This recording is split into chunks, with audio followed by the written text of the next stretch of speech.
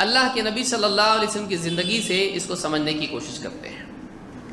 عبداللہ ابن عباس رضی اللہ تعالیٰ فرماتے ہیں لما بعث النبی صلی اللہ علیہ وسلم معاذ بن جبل الى نحو اہل الیمن، جب اللہ کے نبی صلی اللہ علیہ وسلم نے معاذ بن جبل رضی اللہ تعالیٰ عنہ کو یمن کی طرف بھیجا، قال له، آپ نے ان سے کہا انک تقدم علی قوم من اہل الکتاب، تم ایک ایسی قوم کی طرف جا رہے ہو جو اہل کتاب ہیں، ان کے پاس اللہ کی کتاب کا علم ہے، یہود و نصارہ۔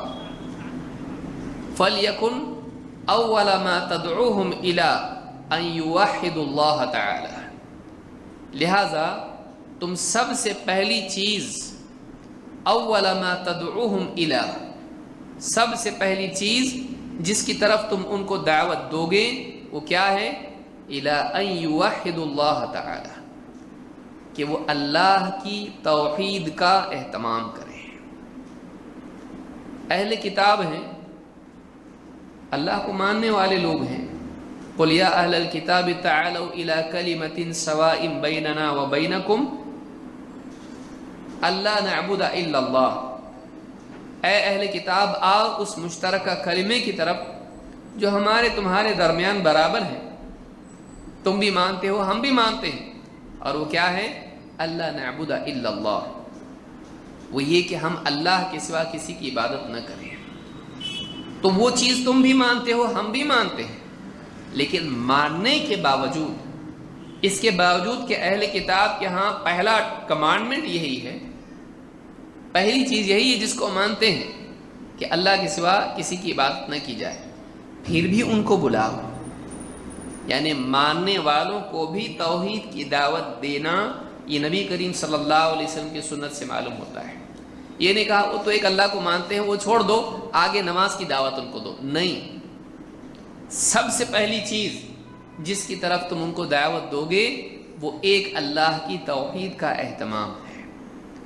فَإِذَا عَرَفُوا ذَلِكَ، جب وہ اس کو سمجھ لیں، اس کو اچھی طرح سے پہچان لیں، توحید کو، اس حکم کو صحیح طور سے وہ سمجھ لیں، اس کی معرفت ان کو ہو جائے، فَأَخْبِرْهُمْ، انہیں بتاؤ، أَنَّ اللَّهَ قَدْ فَرَضَ عَلَيْهِمْ 5 صلوات فی یومہم ولیلتہم، انہیں بتاؤ کہ اللہ تعالیٰ نے ان پر فرض کیا ہے، کیا فرض کیا ہے؟ 5 نمازوں کو، ان کے دن میں اور رات میں، دن رات میں 5 نمازیں ان پر فرض ہیں، یہ ان کو بتانا۔ کب؟ فَإِذَا عَرَفُوا ذَلِكَ، جب وہ توحید کو سمجھ لیں تب جا کر ان کو نماز کے بارے میں بتلانا، ٹھیک ہے؟ فَإِذَا صَلُّوا، جب وہ نماز پڑھنے لگ جائیں، فَأَخْبِرْهُمْ، تو انہیں یہ بتاؤ کہ أَنَّ اللَّهَ افْتَرَضَ عَلَيْهِمْ زَكَاةً فِي أَمْوَالِهِمْ، کہ اللہ تعالیٰ نے ان کے مالوں میں زکوٰۃ فرض کی ہے، تُؤْخَذُ مِنْ غَنِيِّهِمْ، ان کے غنی سے وہ لی جائے گی، ان کے مالدار سے وہ لی جائے گی، فَتُرَدُّ عَلَى فَقِيرِهِمْ، اور ان کے فقیر پر، محتاج پر، غریب پر لوٹائی جائے گی۔ فَإِذَا أَقَرُّوا بِذَلِكَ، جب وہ اس کو بھی مان لیں، اس کا بھی اقرار کر لیں، اس کو بھی تسلیم کر لیں، فَخُذْ مِنْهُمْ، تو ان سے وہ زکوٰۃ لو، وَتَوَقَّ كَرَائِمَ أَمْوَالِ النَّاسِ، اور لوگوں کے بہترین مال زکوٰۃ میں لینے سے بچنا۔ مال کی 3 قسمیں ہوتی ہیں، بہترین مال، گھٹیا مال اور درمیانی مال، تو نہ ان کا بہترین مال لینا اور نہ ان کا گھٹیا مال زکوٰۃ میں لینا۔ زکوٰۃ میں کون سا مال لینا؟ درمیانی قسم کا مال لینا ہے۔ وَتَوَقَّ كَرَائِمَ أَمْوَالِ النَّاسِ، اور مسلم کے الفاظ ہیں فَلْيَكُنْ أَوَّلَ مَا تَدْعُوهُمْ إِلَيْهِ عِبَادَةُ اللَّهِ عَزَّ وَجَلَّ، کہ پہلی چیز جس کی طرف تم ان کو بلاؤ گے وہ اللہ عز و جل کی عبادت ہے، ایک اللہ کی عبادت، یعنی توحید سے مراد کیا ہے؟ ایک اللہ کی عبادت کرنا۔ تو یہاں پر آپ دیکھیں گے بخاری نے اس کو روایت کیا ہے کتاب التوحید میں، اور مسلم نے کتاب الایمان میں۔ اس حدیث میں کئی اہم ترین اصول دین کے اور دعوت کے ملتے ہیں۔ نمبر 1 آپ دیکھیں گے کہ 3 حکم آپ صلی اللہ علیہ وسلم نے بتلائے ہیں۔ نمبر 1 توحید، نمبر 2 نماز، نمبر 3 زکوٰۃ۔ بظاہر دکھائی دیتا ہے کہ اتنے سارے بڑے دین میں سے 3 باتیں کیوں، لیکن آپ دیکھیں گے اگر کیٹیگرائز اس کو کریں گے، توحید عقیدے کا معاملہ ہے، نماز عقیدہ آدمی کا دل، صحیح عقیدہ اس کا ہونا چاہیے، توحید اس کی صحیح ہونا چاہیے۔ نمبر 2 نماز جو بدنی عبادت ہے اور اللہ کا حق ہے۔ نمبر 3 زکوٰۃ جو مالی عبادت ہے، جو بندوں کو دی جائے گی، بندوں کے حقوق العباد میں سے۔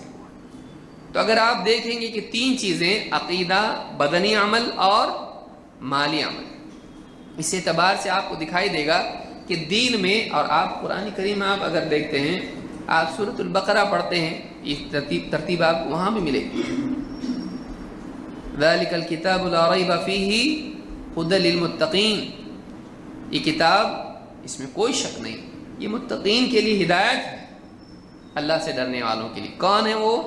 الذین یؤمنون بالغیب ویقیمون الصلاۃ ومما رزقناہم ينفقون، جو غیب پر ایمان رکھتے ہیں، بن دیکھے اللہ سے ڈرتے ہیں، توحید کا اہتمام کرتے ہیں۔ من خشی الرحمن بالغیب، جو رحمان سے بن دیکھے ڈرتا ہے، اللہ کی توحید کا اہتمام، ایمان بالغیب۔ 2 نماز کا اہتمام، نمبر 3 جو اللہ نے ان کو مال دیا اس میں سے خرچ کرنا۔ یہ 3 پہلو ہیں انسان کی شخصیت کے، عقیدے کی صحت، اللہ کا حق بندگی نماز بدنی عبادت، 3 بندوں کا حق اپنے مال میں سے ان پر خرچ کرنا۔ یہ تینوں پہلو اگر زندگی کے صحیح ہوں، آدمی کی شخصیت کامل ہوتی ہے۔ صحیح عقیدہ، اللہ کا حق، بندوں کا حق، یہ 3 چیزیں، صحیح عقیدہ اگر نہیں رہے گا تو نہ وہ نماز قبول ہوگی نہ زکوٰۃ قبول ہوگی۔ لہٰذا پہلا کام عقیدہ صحیح، اسی لیے دیکھیے سب سے پہلے ایمان آئے، پھر نماز آئی، پھر زکوٰۃ آئے۔ کیوں؟ اس لیے کہ نماز پہلے، زکوٰۃ بعد میں، اللہ کا حق بندوں سے پہلے ہے۔ اس سے بھی معلوم ہوتا ہے کہ نماز زکوٰۃ سے پہلے ہے۔ آپ ساری دنیا کو خوش کر لیں، سارا سوشل سروس آپ کر لیں اور نماز آپ نہیں پڑھتے ہیں تو کچھ بھی فائدہ نہیں ہے۔ آپ نماز بھی پڑھیں اور آپ لوگوں کے ساتھ بھلائی کا سلوک بھی کریں، عقیدہ اگر صحیح نہیں ہے تو آدمی کا نہ نماز قبول ہے، نہ اس کی خدمت خلق قبول ہے۔ عقیدہ صحیح ہونا چاہیے۔ تو یہ بہت اہم چیز ہے۔ لہٰذا سلف کی زندگی میں آپ دیکھیں گے کہ عقیدے کو اپنی زندگی میں وہ سب سے اہم ترین چیز مانتے تھے۔ گویا کہ عقیدہ انسان کی زندگی میں ایسا ہے جیسے انسان کے بدن میں سر۔ ایک آدمی اس کو ہاتھ نہیں ہے نا ایسے لوگ دنیا میں۔ ایک آدمی اس کو پاؤں نہیں ہے، ایک نہیں 2 پاؤں نہیں ہے۔ ایسا کوئی آدمی آپ کو ملے گا جس کا سر ہی نہیں؟ ٹھیک ہے، آپ کو آنکھ نہیں ملے گا، کان نہیں ملے گا، لیکن ایسا آدمی آپ کے پڑوس میں رہتا ہے جس کو سر ہی نہیں۔ عقیدے کی مثال انسان کے لیے ایسی ہے دین میں جیسے انسان کے بدن میں سر ہوتا ہے۔ بغیر سر کے انسان کا وجود نہیں ہے، اس کی حیات نہیں ہے۔ اسی طرح سے بغیر توحید کے، بغیر عقیدے کی صحت کے انسان کی دینداری کا کوئی وجود نہیں ہے۔ لہذا سلف عقیدے کو اور عقیدے میں خاص طور سے توحید کو سب سے زیادہ اہمیت دیتے ہیں۔ اس بارے میں گفتگو کرنا، اس کو سلف اس بارے میں لاپرواہی نہیں برتتے۔ سلف میں ایسا کبھی نہیں دیکھا جائے گا کہ کوئی آدمی عقیدے پر بات کر رہا، کب تک عقیدے پہ بات کرے گا؟ ذرا نماز پہ بات کر، خدمت خلق پہ بات کر، زندگی کے مسائل پہ بات کر۔ نہیں، عقیدہ نمبر 1 پر رہے گا ہمیشہ، عقیدہ نمبر 1 پر رہے گا۔ اسی لیے آپ دیکھیں گے کہ پیارے رسول صلی اللہ علیہ وسلم آپ کی زندگی کے آخری دنوں میں بھی آپ لوگوں کو شرک سے ڈراتے رہے۔ لعنت اللہ علی الیہود والنصارى اتخذوا قبور انبیائہم مساجد، اللہ کی لعنت و یہود و نصارہ پر، انہوں نے اپنے نبیوں کی قبروں کو سجدہ گاہ بنا لیا۔ آخری دنوں میں آپ امت کو قبر پرستی سے ڈراتے رہے۔ معلوم یہ ہوا کہ عقیدے کے بارے میں گفتگو نبی صلی اللہ علیہ وسلم بستر مرگ پر بھی کر رہے ہیں۔ اپنی زندگی کے آخری دنوں میں بھی آپ کی گفتگو میں عقیدے کا ٹاپک ہے،